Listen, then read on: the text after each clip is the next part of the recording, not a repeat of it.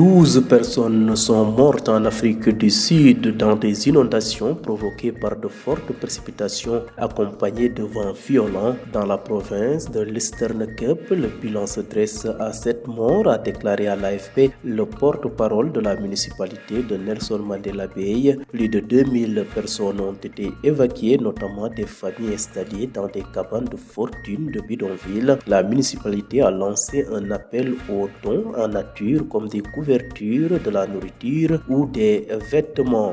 Près de Durban, dans la région voisine du KwaZulu-Natal, 5 personnes ont malheureusement perdu la vie et des dizaines sont actuellement soignées pour des blessures à déplorer dans un communiqué du gouvernement provincial. Le chef de la diplomatie russe a effectué une visite express en Guinée de seulement quelques heures, mais à forte valeur symbolique.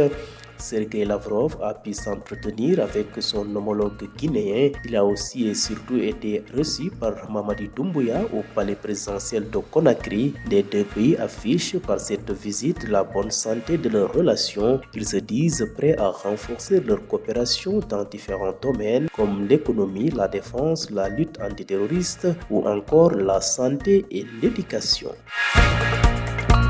Bouclons ce rapide survol de l'actualité internationale au Moyen-Orient où le ministère de la Santé du Hamas a annoncé aujourd'hui mardi un nouveau bilan de 36 550 morts dans la bande de Gaza depuis le début de la guerre entre Israël et le mouvement islamiste palestinien. Il y a bientôt 8 mois, plus d'un tiers des otages encore aux mains du Hamas dans la bande de Gaza sont morts selon un décompte du gouvernement israélien publié ce mardi. Les États-Unis ont annoncé hier lundi un projet de résolution du Conseil de sécurité de l'ONU pour soutenir l'accord de cessez-le-feu à Gaza présenté par le président américain Joe Biden et appelé le Hamas à l'accepter.